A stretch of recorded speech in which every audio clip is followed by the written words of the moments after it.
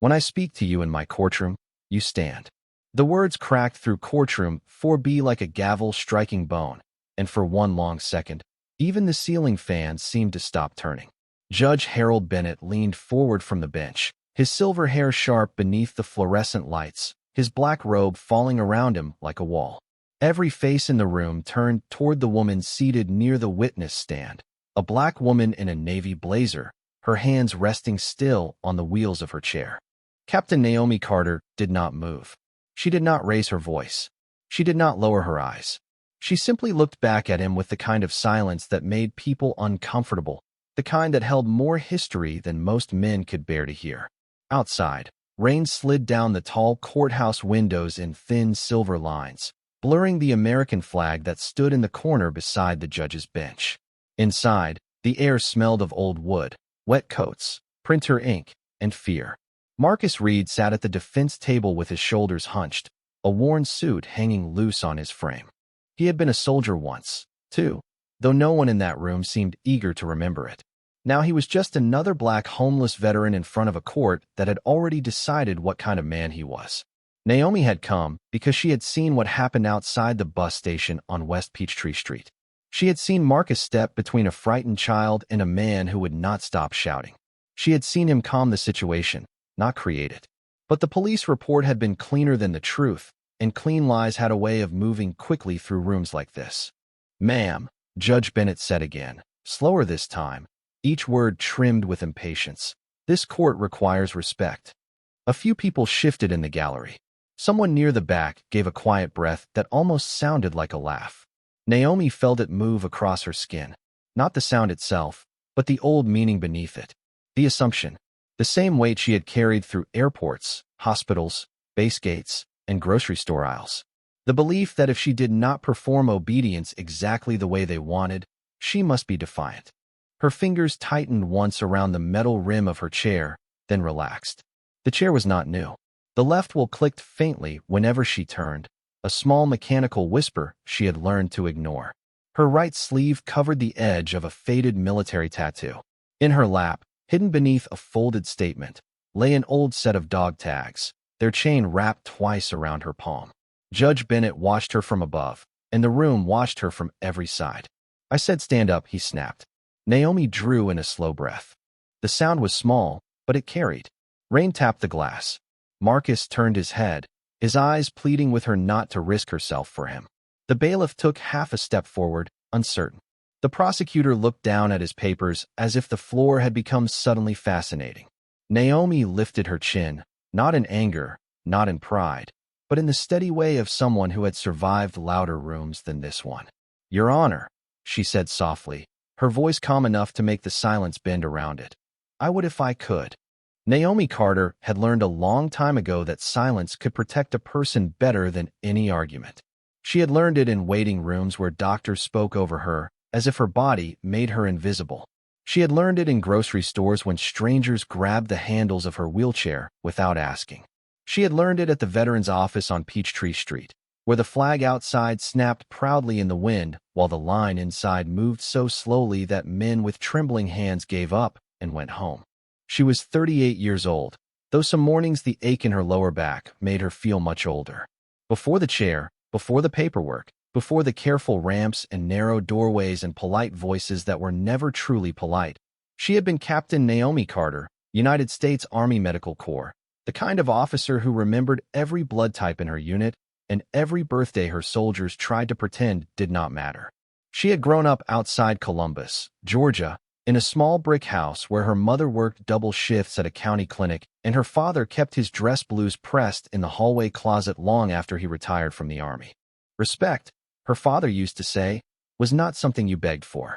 It was something you carried so steadily that other people eventually had to notice the weight of it. Naomi had carried that lesson through basic training, through field hospitals, through sandstorms, through the long flight home when the lower half of her body no longer answered her commands. She had not planned to become a witness in a criminal case. That morning, she had only planned to refill a prescription, pick up coffee, and go home before the Atlanta rain turned the sidewalks slick. Then she saw Marcus Reed outside the bus station, standing between a frightened boy and a shouting man in a gray business coat. Marcus had not raised a hand. He had not threatened anyone. He had spoken gently, one palm open, the other pointing the child toward the station doors. Naomi remembered the boy's red backpack, the steam rising from a sewer grate, the way commuters looked away because trouble was easier to ignore when it wore someone else's face. 10 minutes later, police lights colored the wet pavement blue and red, and Marcus was the one in cuffs. The man in the gray coat was giving a statement. The child was gone. Naomi had rolled forward before fear could talk her out of it. She told the officers what she saw. They wrote down half of it. When the public defender called 3 days later, her voice tired but urgent, Naomi agreed to testify because she knew what happened to men like Marcus when nobody stood beside them. Now she sat in courtroom 4B beneath the weight of every stare, listening to Judge Bennett treat her stillness like an insult. The wooden arms of the witness chair beside her were polished smooth from years of hands gripping them in fear. She could smell the rain in the wool coats behind her. She could hear Marcus breathing carefully at the defense table. And beneath her folded statement, the dog tags in her palm had warmed against her skin, as if the past itself had opened one eye. Judge Harold Bennett had built his reputation on the belief that mercy made a courtroom weak. For 26 years, he had sat above defendants, witnesses, lawyers, grieving mothers, angry fathers, and frightened teenagers with the same carved expression, as if emotion were dust that could be wiped from the bench at the end of the day. His courtroom was known for order. No ringing phones. No late arrivals. No hats. No raised voices unless they belonged to him. The lawyers in Fulton County whispered that Bennett could make a man feel guilty just by adjusting his glasses. He liked that. He liked the clean geometry of power, the witness below, the judge above, the flag to his right, the seal behind him, the law in his mouth. He came from an old Atlanta family with portraits in private clubs and names on buildings, where people like Marcus Reed entered through service doors. His father had been a state senator. His grandfather had been a judge before him. Bennett had inherited more than property. He had inherited certainty, and certainty was the most dangerous thing a man could wear under a robe. He did not call it prejudice. Men like him rarely did. He called it instinct. He called it pattern recognition.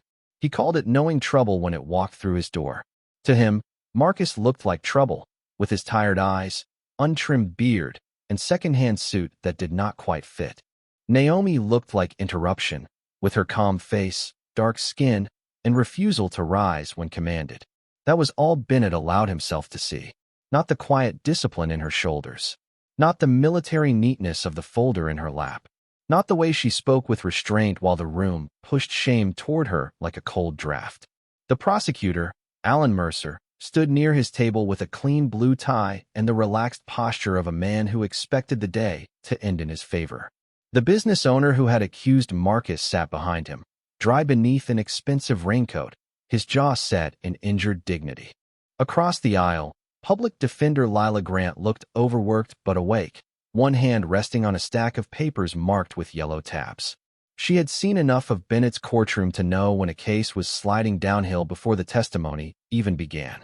The bailiff stood near the wall, uncertain whether to treat Naomi as a witness, a problem, or both. Bennett looked down at all of them and felt the familiar satisfaction of control returning to his hands. He had not asked who Naomi was before demanding respect from her. He had not wondered why a woman would sit so still under pressure. He had only seen a black woman who did not obey fast enough. Outside, thunder rolled softly beyond the courthouse roof. Inside, Bennett tapped his pen once against the bench and said, with the patience of a closing door, "Miss Carter, this is not a place for theatrics." Naomi did not answer the accusation right away. She let the word theatrics settle between them, let it show itself for what it was. Then she placed both hands on the wheels of her chair and rolled forward with quiet precision until she was beside the witness stand rather than behind it. The small click in the left will sounded louder now, steady as a clock in a room where everyone had forgotten to breathe. "Your Honor," she said, "I came here to tell the truth about what happened on West Peachtree Street." Judge Bennett's eyes narrowed. "You will answer when questioned." "Then let me be questioned," Naomi replied, not sharply, not disrespectfully, but with a firmness that made Lila Grant lift her head. The public defender stood quickly. "Your Honor, Captain Carter is my witness. Her testimony goes directly to the facts of the case." The word captain moved through the courtroom like a match struck in darkness. A few people looked at Naomi again, this time searching for what they had missed. Bennett looked annoyed, as if the title had been placed in the room without his permission. Counselor, control your witness. Lila swallowed, but she did not sit. She is controlled, Your Honor. She is also present, ready, and material. The prosecutor gave a small sigh, the kind men used when they wanted the room to know they were being inconvenienced by someone else's dignity. Naomi kept her gaze on the bench. She could feel Marcus watching her from the defense table, could feel the pressure of his hope pressing lightly against her back. She remembered his hands outside the bus station, open and calm, guiding that child away from the curb. She remembered the business owner stepping backward, face red, voice loud enough to draw a crowd. She remembered the first officer arriving and looking at Marcus before looking at anyone else. That was the moment the story had started changing. Not when the truth changed, but when power chose which version sounded easier. I saw Mr. Reed protect a child, Naomi said. I saw him de-escalate a situation that could have frightened that child for years. He did not go there looking for trouble. Trouble was already there, and he stood between it and someone smaller. Bennett's jaw tightened. Miss Carter, you are not here to make speeches. No, sir, she said. I am here because a man with no address is still a man. Because a veteran sleeping near a bus station is still a veteran. Because a black man in worn shoes should not become guilty faster than a white man in a clean coat becomes believable. The room went still. Not loud still. Deep still. The kind that moved under the skin. The business owner shifted in his seat. Alan Mercer looked down at his file, then up again, trying to measure where the air had turned. Lila's fingers rested on the edge of her table, frozen halfway between fear and gratitude. Naomi heard rain slide along the glass behind her. She heard the soft hum of the lights above the judge's bench. She heard her own heartbeat, slow and disciplined, as if some part of her had returned to a field station where panic could cost more than pride. Careful, Bennett said, his voice lower now. You are walking very close to contempt. Naomi looked at him for a long second. Your Honor, she said. With respect, I have spent my life being careful so other people could survive their worst day. I am not careless now. Marcus closed his eyes. The bailiff looked away. And for the first time since Naomi entered the courtroom, Judge Bennett seemed less certain of the distance between the bench and the woman below it. Judge Bennett's face did not change at first, and somehow that made the room feel colder. He looked down at Naomi as if he were deciding whether she was a witness or a warning. The gavel rested near his right hand, polished smooth from years of ending other people's sentences. He picked it up slowly, not striking it yet, just letting the movement remind everyone where authority lived. Miss Carter, he said, each syllable pressed flat. This court will not tolerate accusations disguised as testimony. Naomi held his gaze. Then ask me what I saw. I decide what this court needs to hear. His voice rose just enough for the back row to straighten. And what this court needs right now is order. He turned his attention toward Lila Grant. Counselor, if your witness continues down this path, I will consider sanctions. Lila's lips parted, but Naomi spoke before fear could take the room back. Your Honor, the child was wearing a red backpack with a cracked plastic dinosaur clipped to the zipper. He was about 7 years old. He was crying so hard he could not answer the officer when she asked his name. Mr. Reed handed him his bus pass so he could sit inside out of the rain. That detail is not in the police report. A murmur passed through the gallery before the gavel came down, sharp and final. Enough. The sound struck the walls and disappeared into the heavy air. Marcus flinched, then lowered his eyes.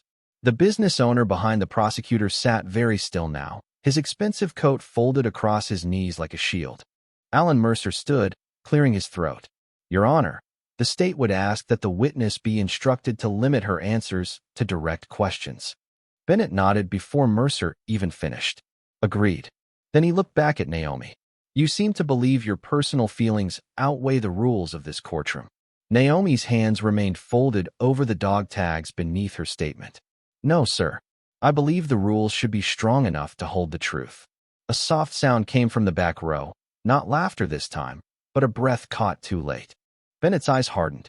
One more remark like that, and I will hold you in contempt. The word landed with weight. Contempt. It had a courtroom sound, official and clean, But Naomi knew what it meant when aimed at people who already carried too much. It meant sit down, be quiet, know your place, let the record say what power wants it to say. She felt heat rise behind her eyes, but no tears came. She had promised herself long ago she would not give strangers the satisfaction of deciding what broke her. The bailiff shifted again, uncomfortable now. Lila stepped closer to Naomi, her voice low. "Captain Carter, let me handle this." Naomi nodded once, but her eyes stayed on the bench. Bennett mistook the nod for surrender. "For the last time," he said, leaning forward, "stand when you address the court, or you will be removed until you learn how respect works." The courtroom went so quiet that the rain outside sounded like static from an old radio. Naomi looked down at the wheels of her chair, at the worn rubber, at the silver spokes, at the small scratches earned from ramps that were too steep and doors that were too narrow. Then she looked up again. Her voice, when it came, was almost gentle. "Your Honor, I learned respect in places where nobody had a bench, nobody had a robe, and nobody needed to be above another person to prove they mattered." Bennett's mouth tightened. "Bailiff." The single word pulled the air from the room. Marcus pushed back from the defense table. "Please, Judge, she is just trying to help." "Mr. Reed, sit down," Bennett snapped. Lila raised both hands. "Your Honor, removing this witness would severely prejudice the defense." But the bailiff had already taken 2 careful steps toward Naomi, his face conflicted, his duty moving faster than his conscience. Naomi did not resist. She did not plead. She simply placed her statement on her lap, straightened her shoulders, and held the dog tags so tightly the edges pressed into her palm. For a moment, the fluorescent lights reflected off the metal chain, a brief flash of silver that caught Lila's eye. Something in the public defender's expression changed. Recognition, or maybe instinct. She reached for the folder beneath her legal pad, the one Naomi had given her that morning and told her to use only if necessary. Judge Bennett lifted the gavel again. He thought he was seconds away from restoring order. He did not understand that order had already failed, and the truth was about to stand in the room without legs. The bailiff stopped 1 step short of Naomi's chair, and in that small distance the whole courtroom seemed to pause between what it was and what it could still become. His hand hovered near his belt, not threatening, only uncertain, as if no training manual had prepared him for a woman who looked back without anger. Naomi noticed the tiny crease between his eyes. She noticed the rainwater darkening the shoulders of people in the gallery. She noticed the flag in the corner standing perfectly still, its gold fringe dull beneath the fluorescent light. Everything became sharp in that silence. The scrape of a shoe under the prosecutor's table. The soft rustle of Lila Grant opening the folder. The tired hum of the building above them. Naomi breathed in through her nose, slow and measured, the way the Army physical therapist had taught her after the injury, when pain and memory arrived together and tried to take the room away from her. For half a second, courtroom 4B faded into another kind of waiting. Not a battlefield, not the noise people imagined, but the strange quiet before a medical evacuation, when everyone listened for rotor blades that were still miles out. She remembered dust on her lips. She remembered the weight of a radio in her hand. She remembered a young soldier named Ethan Bennett blinking up at her with rain-colored eyes and asking if he was going to see Georgia again. She had told him yes, because some promises had to be spoken before they were believed. The dog tags in her palm were his, though Judge Bennett did not know that yet. Their edges were warm now, pressed into the lines of her hand like a second pulse. Naomi looked at the judge, and for the first time she saw not only the robe, not only the arrogance, but the tired man underneath it, a man who had mistaken control for strength so many times he could no longer tell the difference. That did not excuse him. It only made the room sadder. Lila stood slowly. "Your Honor," she said, and her voice trembled once before it found its spine. "Before the court removes this witness, the defense asks to enter Captain Carter's service record and disability documentation into evidence for the limited purpose of establishing why she cannot comply with the court's order." Bennett's gavel remained raised, frozen above the bench. "This is unnecessary," he said, but the words came out thinner than before. Lila held up the first page. "It is necessary because the court has repeatedly demanded that she stand." A hush passed through the gallery, not a murmur, not a gasp, just a human stillness gathering weight. Naomi closed her eyes for one breath. If this moment touched your heart, remember that some people carry their service where the world cannot see it. When she opened them again, she was still in the chair, still in the courtroom, still surrounded by judgment, but something had changed. The truth had not shouted.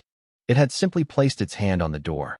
Lila Grant's hand did not shake when she unfolded the service record, but Naomi could see how hard she was fighting to keep it that way.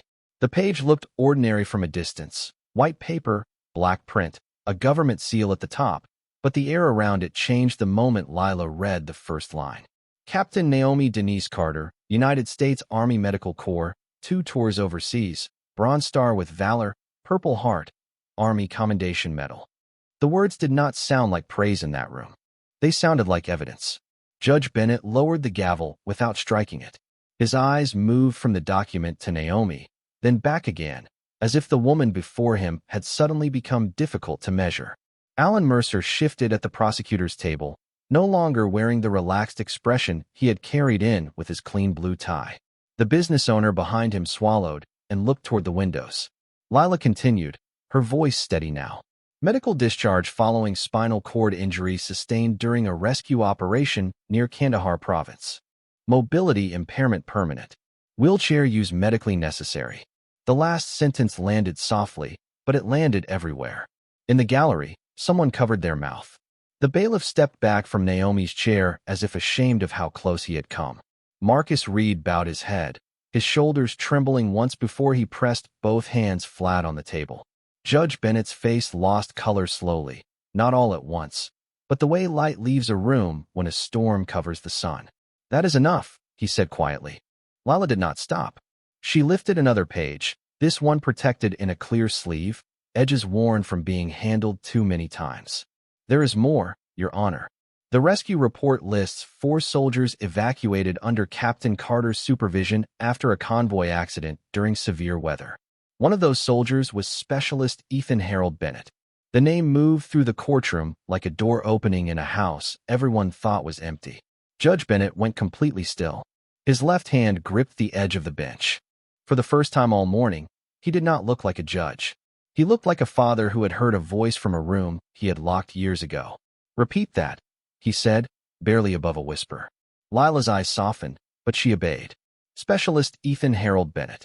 Naomi felt the dog tags in her palm grow heavier. She had carried them for years because Ethan had pressed them into her hand during his recovery and told her he wanted her to keep one set until he earned the right to laugh about that day. He had made it home. He had walked through his mother's kitchen in Savannah. He had lived 3 more years, long enough to sit on a porch with his father, long enough to send Naomi a Christmas card with a badly drawn peach tree on the front. Bennett stared at Naomi now, and whatever certainty had lived behind his eyes began to crack. You knew my son? He asked. Naomi opened her hand. The silver tags lay across her palm, catching the courthouse light. Yes, Your Honor, she said softly. He asked me to tell Georgia he was coming home. Judge Bennett did not speak for several seconds. The courtroom waited with him, trapped in the space between recognition and shame. The dog tags in Naomi's palm shone beneath the fluorescent lights, 2 small pieces of metal carrying more truth than the whole morning had allowed. Bennett stared at them as if they were impossible, as if the past had rolled quietly into his courtroom and stopped at the foot of his bench. His son's name was there, Ethan Harold Bennett. The letters were worn at the edges, softened by years of touch, but still clear enough to break something open in him. He never told me, Bennett said, his voice so low that even the rain seemed to lean closer. Naomi's expression did not change. Some soldiers do not talk about the people who carried them home, Your Honor. They just try to live worthy of it. Bennett closed his eyes. For a moment, he saw Ethan at 23, standing in the kitchen in Savannah with one hand on the counter, laughing because his mother had made too much cornbread. He remembered the way his son had avoided questions about that night overseas, how he would only say that a captain with steady hands refused to leave anyone behind. Bennett had pictured a man. He had pictured someone tall, perhaps white, perhaps decorated in the way his own mind had been taught to recognize heroism. He had never pictured the black woman in the wheelchair he had just humiliated in open court. That was the part that cut deepest. Not only that he had been wrong, but how quickly he had believed he was right. The gavel slipped from his hand and rested against the bench without sound. Lila Grant lowered the record. Marcus Reed looked at Naomi with something close to reverence, but she did not turn toward him. Her eyes remained on Bennett, not accusing, not forgiving too quickly, simply waiting for him to become honest. Bennett removed his glasses. His fingers were unsteady as he set them beside the case file. "Captain Carter," he said, and the title sounded different now, no longer inconvenient, no longer decorative, but earned. "I owe you an apology." Naomi breathed once, slow and quiet. "You owe Mr. Reed a fair hearing." The answer moved through the room more powerfully than anger could have. Bennett looked toward Marcus, really looked this time. He saw the worn suit. He saw the nervous hands. He saw a veteran who had been reduced to an address he did not have and a suspicion he did not deserve. The judge's throat tightened. "You are right," he said. Then he turned back to Naomi. "And I owe you more than words." Naomi rolled the dog tags gently between her fingers. "Words are where some people begin." Bennett nodded, absorbing the mercy without mistaking it for weakness. "The court will recess for 15 minutes, he announced, but his voice no longer carried the old iron. It carried weight and regret and something human struggling to stand. "After recess, this witness will be heard fully. The defense will have all reasonable time to establish the facts. The court also orders the state to produce any available station surveillance and body camera footage related to the incident." Alan Mercer stood quickly. "Your Honor, the state has not reviewed every supplemental file." Bennett looked at him, and the room felt the old authority return, but turned in a different direction. "Then review them now." Mercer sat down. The business owner behind him looked suddenly smaller inside his expensive coat. Naomi lowered her eyes to the dog tags. She had not come here to expose a judge's grief. She had come because Marcus had stood between a child and fear, and because truth deserved at least one witness willing to say it plainly. Bennett stepped down from the bench before anyone expected him to move. The room stiffened as he approached Naomi, but he stopped several feet away, leaving her space, leaving her dignity untouched. "May I see them?" he asked. Naomi studied him for a long second, then extended her open palm. He did not take the tags. He only bowed his head enough to read his son's name, and when he saw it, his face folded inward with quiet grief. "He made it home because of you," he whispered. Naomi's voice stayed gentle. "He made it home because a lot of people refused to give up on him." Bennett looked at her then, and for the first time that morning, he was not above her. He was simply in front of her, a flawed man standing near the truth. "Captain Carter," he said, "I am sorry." Naomi did not smile. She did not punish him with silence either. "Then hear Marcus," she said. "Not as a case number, not as a problem, as a man." Bennett nodded once, and that nod carried the first honest judgment he had made all day. When the court returned from recess, the room no longer felt like the same room. The rain had softened outside, leaving thin trails of water on the tall windows, and the gray morning light had turned silver across the polished floor. Judge Bennett took the bench slowly, but this time he did not seem to climb above anyone. He sat down, looked at Marcus Reed, and asked Lila Grant to proceed. No one interrupted when Naomi testified. Her voice stayed even as she described the bus station, the frightened child, the red backpack, the cracked dinosaur clipped to the zipper, the way Marcus had kept his distance and used calm words when everyone else had chosen noise or silence. Then the footage arrived. A courthouse clerk carried in a laptop, and the small screen became the only thing anyone watched. The station camera was grainy, the sound poor, the colors washed by rain, but the truth did not need beauty to be clear. Marcus was exactly where Naomi said he had been, one hand raised in peace, his body angled protectively between the child and the man in the gray coat. There was no threat in him, only restraint, only concern. The prosecutor's face tightened as the body camera footage confirmed the same thing from another angle. Alan Mercer stood after a long silence and requested dismissal in the interest of justice. The words sounded formal, almost small, but Marcus heard them as if a locked door had opened. His hands covered his face. Lila touched his shoulder. Judge Bennett granted the motion, then paused with his pen still above the order. "Mr. Reed," he said, "this court failed to see you clearly when you entered it." Marcus looked up, unsure whether he was allowed to answer. Bennett continued, his voice quiet enough that people had to listen. That failure ends today. He signed the order. The case was dismissed. For a moment, nobody moved. Then Marcus stood, not proudly, not dramatically, but like a tired man remembering the shape of his own height. He turned toward Naomi, and she gave him a small nod, the kind soldiers give when words would make the feeling too heavy. Bennett stepped down from the bench again, holding Ethan's dog tags carefully in both hands. Naomi looked at them, then at him. "Keep them," she said. His eyes lifted, startled. "Are you sure?" Naomi's fingers rested lightly on her wheels. "He was your son before he was my memory." Bennett's face tightened, but he did not hide from it. He closed his hand around the tags and bowed his head.